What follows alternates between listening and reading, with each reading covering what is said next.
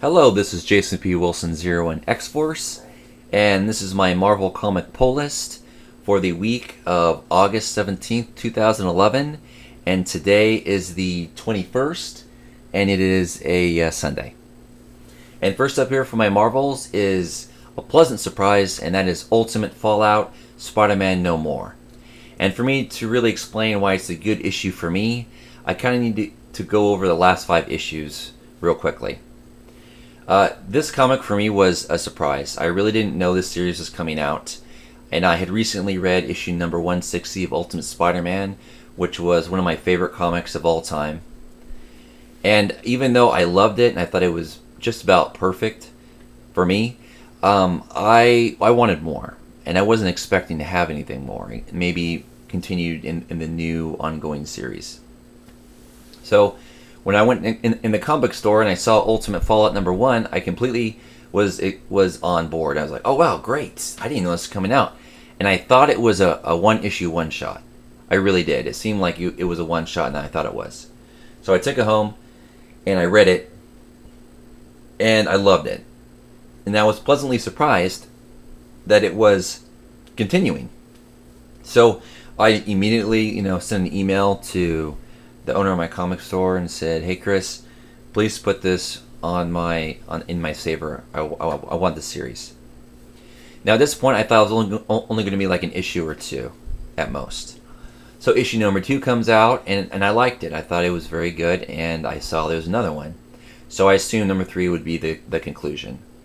Number 3 came out, and it was pretty good, but I saw it wasn't really wrapping up, and obviously it continued.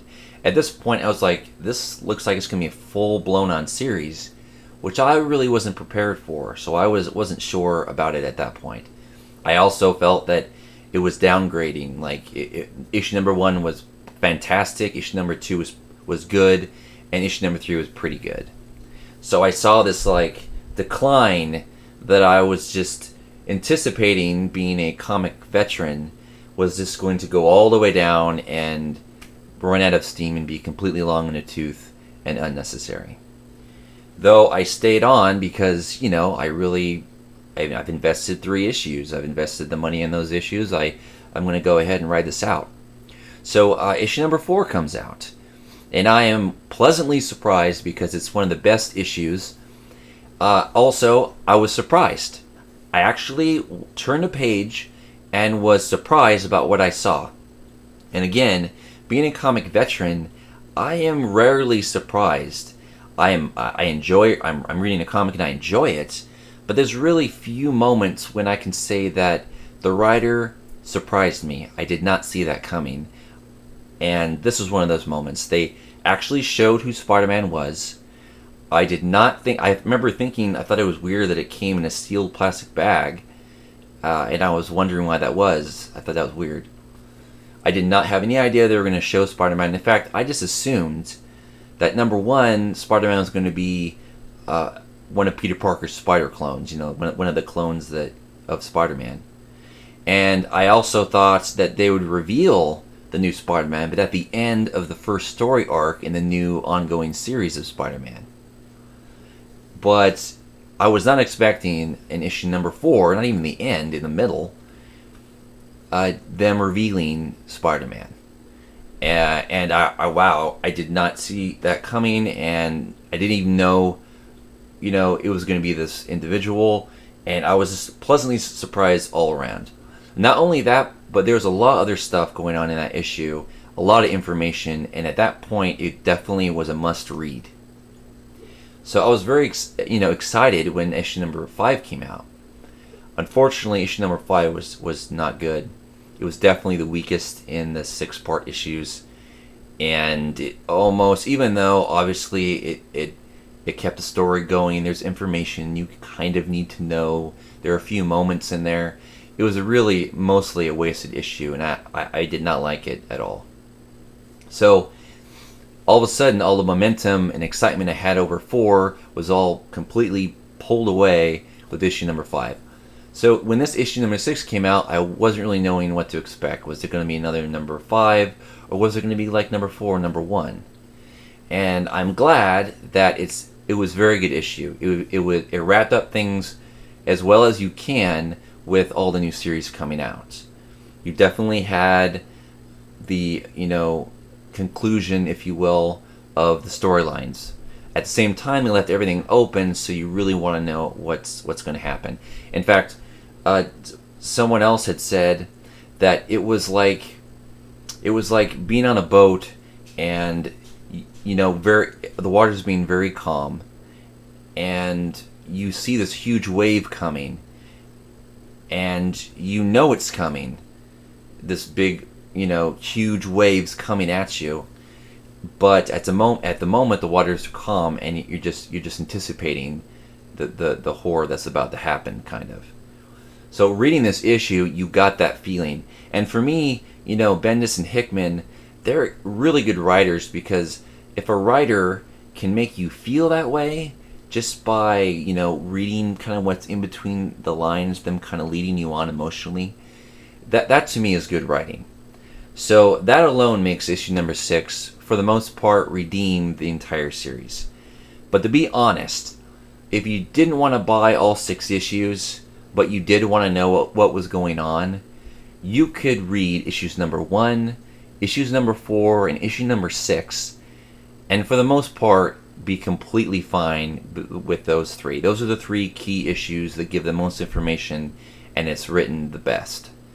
The other issues are good, but they're not necessarily must-reads.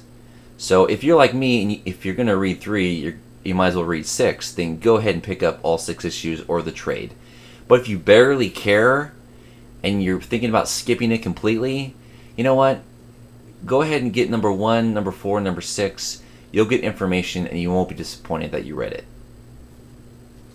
So with that said, next up is X-Men Schism, number 3 of 5.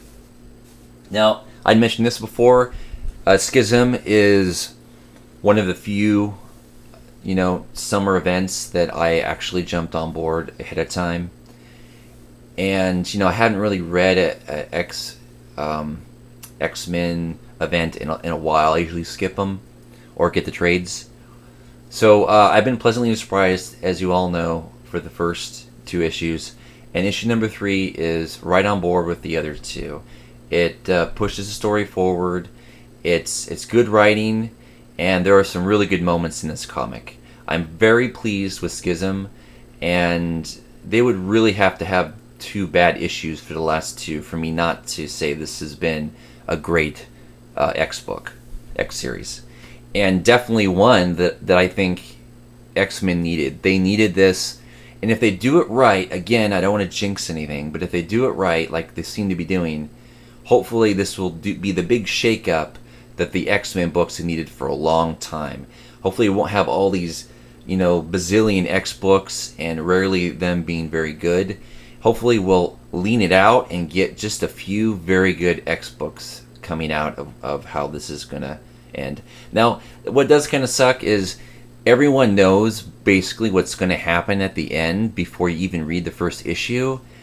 And, the same thing, I hate when I know what's going to happen in a movie by watching a preview that's like 8 minutes long, so you pretty much know the whole movie before you even see it.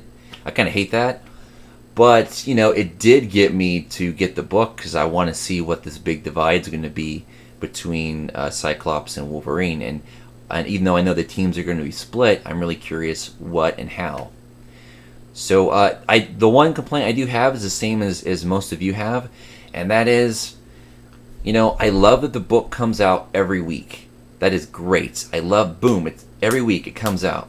But just like Spider-Man, what you do is you get basically different artists handling each book. That's the only way it can come out that quick. And, sometimes it is a bit of a put-off when you're reading issue number 1 and you love the art, and then issue number 2 is a little bit different, but, you kind of puts you off a little bit, but then you read the story and you're back into it. But this one's probably the most different. It would have been best if they had all these artists have similar styles. But I noticed in issue number 3, it's very different style of artwork. But the writing is great. and it definitely doesn't take much away from the series. And with that is the first of the crossovers. Now, this is something I would like to see happen more often. And no, that's not crossovers. It's a minimal crossover. How often does a big event actually only have a crossover with one comic with maybe an issue or two? In this case, the only crossover is with Generation Hope, and it's only for issues 10 and 11. Just 2 issues. So everyone who's reading only has to pick up 2 extra issues if they want to get the full story. And I don't usually say this, but yes, buy Generation Hope. If you don't read Generation Hope, it doesn't matter. Pick up issues number 10, and I have confidence issue number 11 will be just as good. Not only is the artwork very good, in some ways it's better than the main series of Schism. The artwork in this issue was great. I like a real clean art style. I like real defined characters, art-wise, real clean lines, and that's what this has. Story-wise, you don't have to read it, which is all crossovers should be that way. You shouldn't have to read them. But it does give a lot of insight, and it gives a lot of depth to these characters that are meaning so much in the Schisms, series. So I can't recommend picking up Generation Hope number 10 Schism crossover higher. Definitely go pick up this book. Even if you don't want to, go pick it up, and I'd be surprised if you weren't really glad you did. And from one crossover to another, again, I don't usually do this, but I caught myself picking up 2 crossover books for Spider Island. I even said on my posts, I am not picking up any crossovers for Spider Island, damn it. I'm only picking up, Spider Island, Amazing Spider-Man. But, first of all, it seems to be that you only have to read AMS. If you read Amazing Spider-Man, you don't need to read anything else, and that is just the way I like it. But Spider-Girl is someone that I was very interested in. I never picked up her issues, but I was kind of interested in them. I think she had 7 before it was canceled. And, I would pick them up, and I thought the artwork was really good, and the covers were great. But, I was like, no, I don't want another book. I don't want another book. And, it wasn't cheap. I believe it was $3.99 at the time. So when they came out with this 3-part little mini-series of Spider-Girl crossover Spider Island, I thought, you know what? Yes, I'm going to go for it. I really want to know more about her, who her character is. And I have to say, I liked it. Was it a 5-star? No.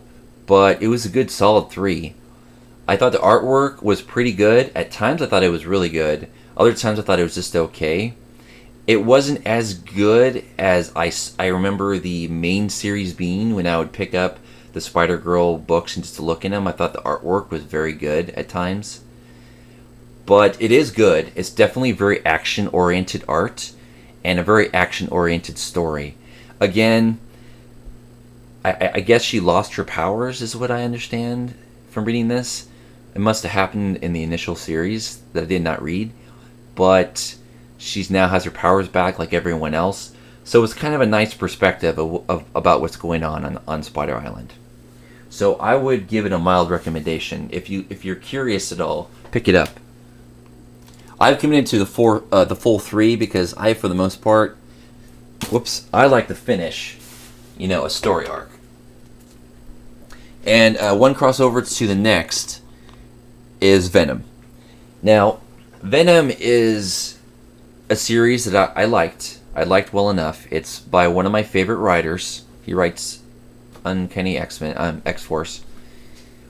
But, I was cutting back books, and I canceled Venom. But I picked up the last issue because they had extras, and I saw this, and I picked up this one as well. I think Venom, just like Avengers for me, and maybe FF, or be comics that I don't want in my saver, but I will pick up, or be tempted to pick up when they come out. So this issue, I believe, is going to be 2 that are going to cross over with Spider Island. Again, just like Spider-Girl, you don't need to read it. Absolutely, you do not need to, but it does give a nice perspective about what's going on.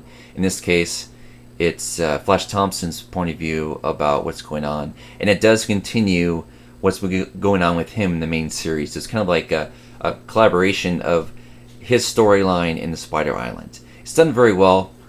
Some people love this art style. I really liked it at first, but it's kind of dragging for me. It's very dark, which I kind of appreciate, but sometimes I think it's messy. And that's just my point of view. I know a lot of people love it, but for me, it gets a little messy sometimes. But the writing is solid. Alright, next up is Avengers, Fear Itself, and man, is Avengers having a lot of Fear Itself crossovers. I think that and Thunderbolts, just a lot. Other comics only had like 2, but Avengers is still going strong here with the Fear Itself. I thought it was a good issue. I was anticipating this being what happens, I guess, in the next issue, which is 117. I really picked this up mainly because I thought it was going to really be mostly about Jessica Drew, Spider-Woman, and Hawkeye.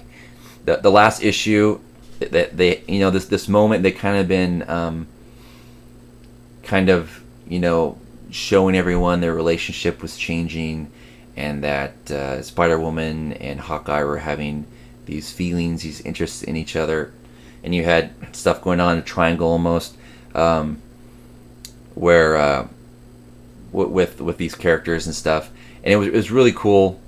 Carol wanted Jessica to stay away because she knows who she likes Hawkeye, but she knows who he kind of is.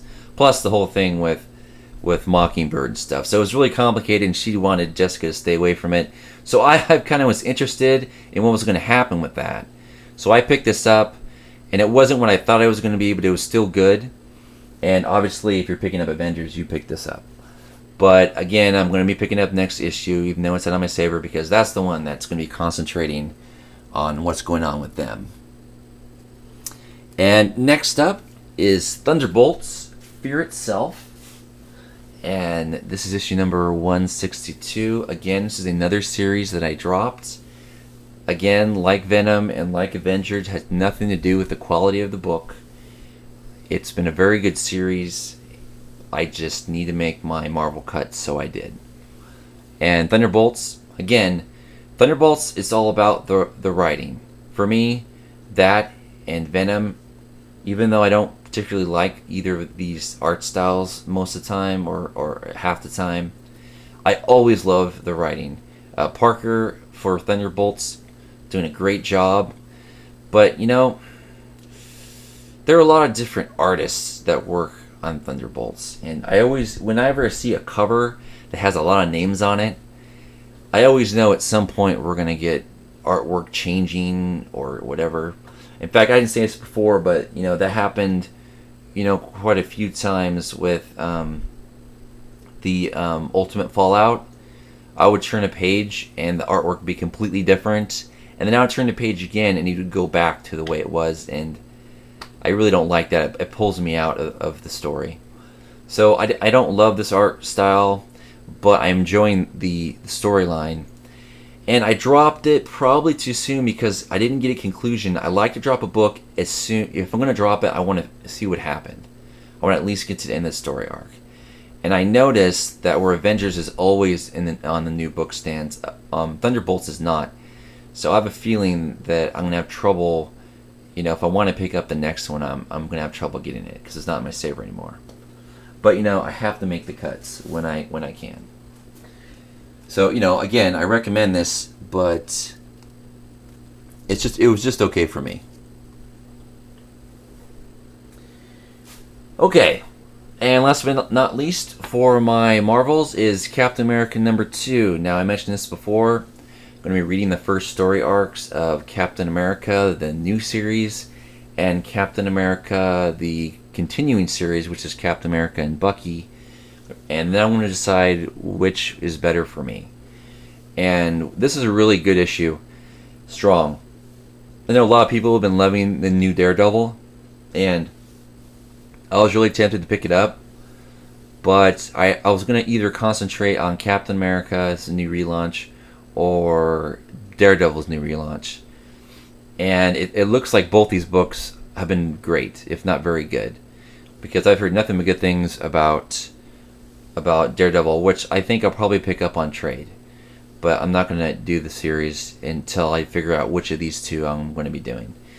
But so far with this strong second issue, it's looking real good for this series. The strongest point I can say for the new Captain America series is artwork. Artwork, artwork, artwork. It is great artwork. And so far, knock on wood, it's consistently good. And the writing is good as well.